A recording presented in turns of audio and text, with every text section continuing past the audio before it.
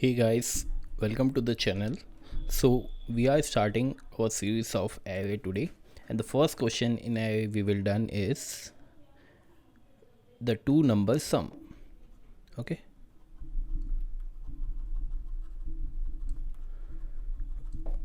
so what we need to do in this question is we are given an array of integers which can contain negative as well as positive integers, all combination of both. And what we need to find is we need to find whether a particular sum is present in this array or not as a combination of two numbers. Okay, so how we gonna implement it is, if we have given numbers like 3 5 minus 4 8 11 1 minus 1 and 6, so we take the help of an unordered set which is present in the SQL library. So what an unordered set is, it is the way we used hashing in C++. So it contains only key values, and if we use unordered map, it is a combination of key value pair. Okay, so what we're gonna do is we iterate our array elements one by one and check that the given sum which we want to find minus the particular element is present in this set or not. Okay, so we'll check that 10 minus 7 is present in this set or not. It is not present, so we insert this array element onto the set. After that we increment our I to the next pointer and we check that whether 10 minus 5 which is equal to 5 is present in this unordered set or not. So it is not present, so insert the array element as it is. Next we check that 10 minus of 4 which is equal to 14 is present in this set or not. It is not present, so insert the value onto the set. After that we check that 10 minus 8 which is 2 is present in this set or not. It is not present in the set, so insert the value as it is. After that we check that 10 minus 11 which is equal to minus 1 is present in this set or not. It is not present, so insert 11 onto the set.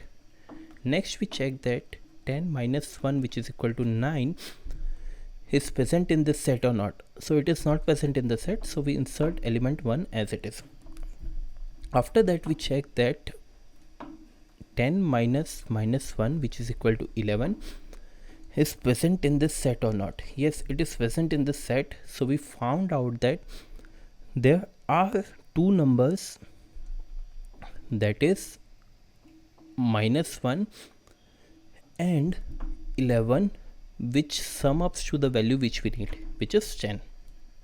So we got our answer. So with the help of this unordered set, we find out that with the sum of two numbers there exists in this array or not.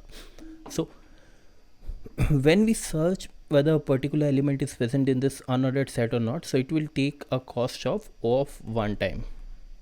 Okay, so this is effective, and we are traversing our array only once from first element to the last element, which is take O of n time. So effectively our time complexity will be O of n only, and our space complexity is also O of n, because we have taken an extra set which is an unordered set which we used it for hashing, and finding any value in the hash table will took time O of 1. So therefore space complexity is O of n and time complexity is also O of n. So now let's look at the code of this.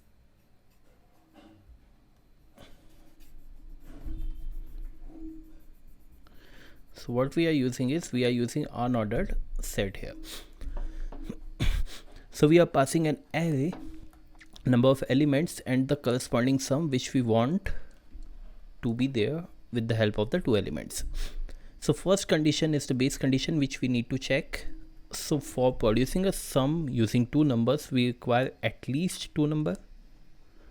That is common sense. So if the number of elements is less than equal to 1, then there is no chance for producing this particular sum with the help of two numbers, so we will return false from here only to the main function. After that, we have created an unordered set. So this is the basically syntax of creating unordered set.